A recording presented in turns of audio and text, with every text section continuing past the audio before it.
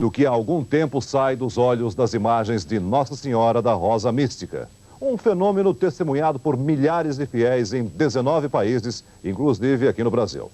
Os cientistas querem comprovar se são mesmo lágrimas que caem dos olhos das imagens. Quem primeiro notou o que estava acontecendo foi este homem, o pintor de igrejas Aparecido Manuel Rodrigues.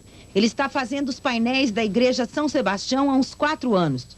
Num intervalo do trabalho, Aparecido se fixou no rosto de Nossa Senhora da Rosa Mística e quase não acreditou no que viu. A santa estava chorando. E você tem certeza que é lágrima? Você tenho, porque experimentei até, né? Experimentou? Experimentei, tinha gosto de lágrima mesmo. Que gosto? Como? Que gosto? O gosto assim meio salgadinho, né? Como lágrima mesmo, né? Ainda perplexo, o pintor chamou o padre. Impressionado, o padre Antônio abriu as portas da igreja e começou a tocar o sino, chamando os fiéis. Tudo isso aconteceu no dia 13 de fevereiro desse ano. E desde então, a igreja, que estava fechada há 3 anos para a reforma, nunca mais fechou as portas. Desde o dia em que Nossa Senhora da Rosa Mística chorou pela primeira vez, os devotos têm colocado aos pés da santa bilhetes, cartas e vários objetos, entre eles roupas e fotografias. Todos querem alguma coisa: emprego, casa, carro e até um bom marido. Mas a grande maioria pede mesmo saúde e paz. Nesse bilhete aqui, por exemplo, Dona Regina pede a Nossa Senhora da Rosa Mística bênção para toda a sua família, especialmente para seu filho Guilherme, que sofre de epilepsia e convulsões. Diariamente, a imagem de Nossa Senhora da Rosa Mística tem recebido a visita de centenas de fiéis do Brasil inteiro. A peregrinação mudou a vida do pequeno município de Louveira, interior de São Paulo, pertinho de Campinas. Muita gente passa o dia olhando para a imagem, na esperança de ver a santa chorar. E todos têm uma explicação para as lágrimas de Nossa Senhora. A senhora acha que ela chora por quê? Ela chora de tristeza, eu acho. Eu acho que ela chora de tristeza de ver os filhos dela assim, sem fé, né? Ela quer chamar, acho que o pessoal para a igreja, né? Os filhos dela para a igreja, né? Acho que é muita tristeza dela. Acho que ela deve saber alguma coisa que vai acontecer aí. Eu não sei, não. A senhora acha que ela chora de tristeza? Eu acho que sim. Que o mundo todo está tão atrapalhado, né? Tão cheio de guerra, de infelicidade, de pobreza e tudo.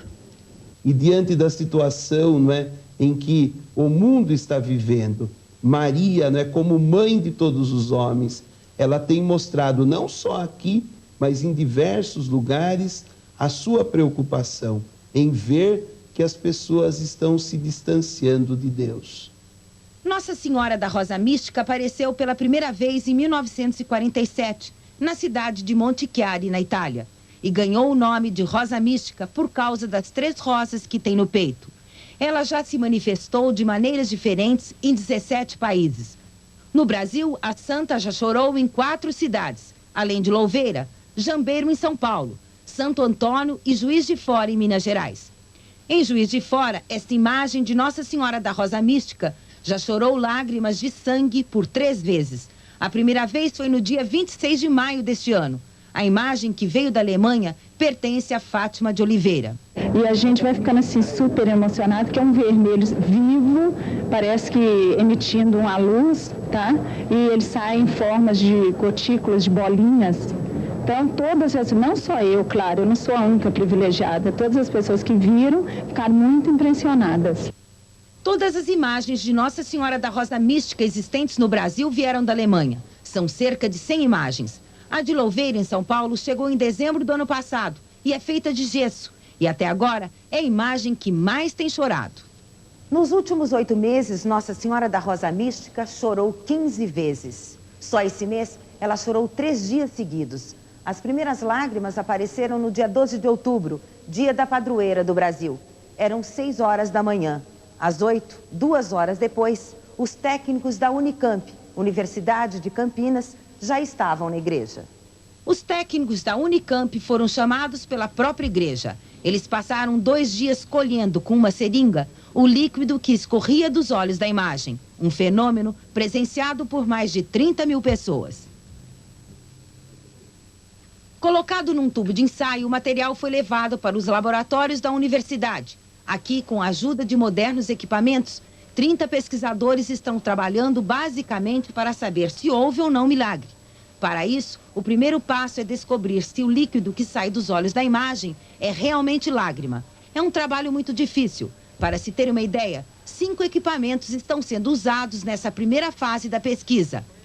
Essa máquina, por exemplo, vai revelar ou não a existência de 4 dos 13 elementos químicos da lágrima. Para os técnicos da Unicamp, acostumados a lidar com o rigor da pesquisa científica, esta é uma experiência inédita.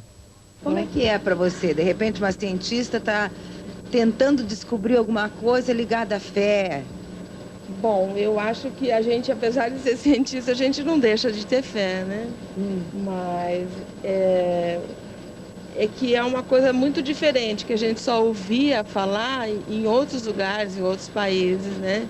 E, de repente, uma coisa dessa aparece na mão da gente, para a gente fazer uma análise. Então, além... É emocionante? É emocionante para a gente fazer isso, né? A gente tentar descobrir, aos poucos, cada componente da lágrima. Você fica torcendo? A gente até que fica torcendo que seja. Verdade que você já pegou um pouquinho de lágrima, já passou aí em você para dar sorte?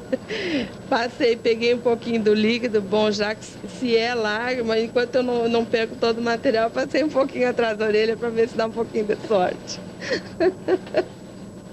A segunda fase do trabalho tem por objetivo verificar o que existe dentro da santa. A imagem vai ser submetida a outros 3 exames: raio-x, ultrassonografia e tomografia computadorizada. E, finalmente, durante 13 dias seguidos, a imagem será fotografada e filmada o tempo todo. Até mesmo o Dr. Nelson Assini, professor de medicina legal e um dos cientistas responsáveis pela pesquisa, confessa sua expectativa com o resultado desse trabalho.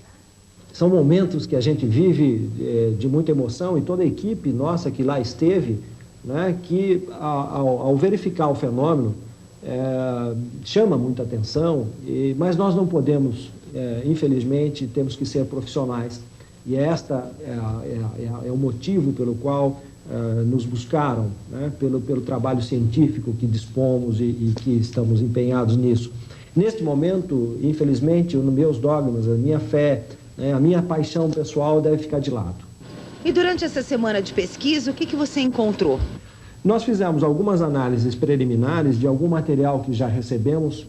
Este resultado, tivemos alguns elementos compatíveis, por exemplo, com a lágrima. Não quer dizer que isso seja lágrima, ainda não. Há muitos elementos semelhantes, não é? Você encontrar sódio, potássio, são elementos que estão presentes na lágrima. Não quer dizer que isso seja lágrima, né?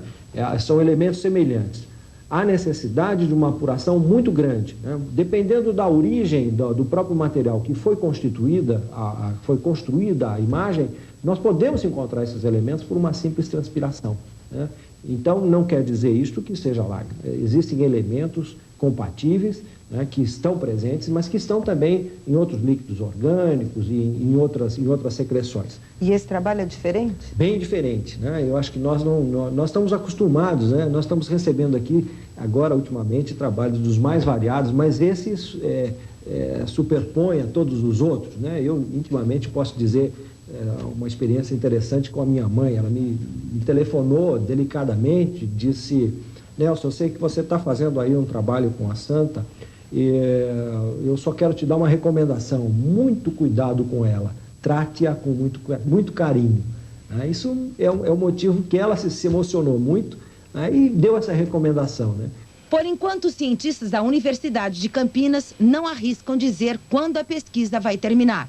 Até lá, não se pode afirmar com certeza que as lágrimas de Nossa Senhora da Rosa Mística são realmente milagrosas. Por isso, o próprio bispo de Jundiaí, Dom Roberto de Almeida, recomenda aos fiéis que aguardem com tranquilidade o pronunciamento oficial da Igreja. Todo mundo sabe que, quando acontece um fenômeno semelhante, a Igreja, com toda cautela, exige 3 momentos. Um primeiro momento, uma leitura do fato, o que realmente está acontecendo. Um segundo momento, este fato é explicado ou é explicável pelas leis da natureza, pelas leis científicas ou também pela própria psicologia ou parapsicologia. E terceiro momento, uma leitura teológica deste fato. Este acontecimento se realiza num contexto de religião, num contexto de fé, num contexto digno de Deus. Se realmente esses três momentos forem positivos, as conclusões forem positivas, quer dizer, o fato realmente acontece, este fato não pode ser explicado por nenhuma lei da natureza, por nenhuma ciência, e é justificado perante a teologia, então, nesta hipótese, admitimos a possibilidade de uma intervenção de Deus, ou seja, de um milagre.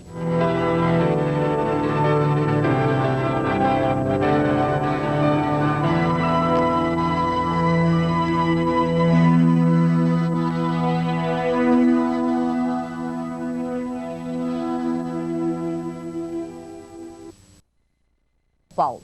A imagem já chorou 17 vezes de fevereiro até agora, sempre nos primeiros 13 dias de cada mês. Os cientistas têm 3 hipóteses para o fenômeno.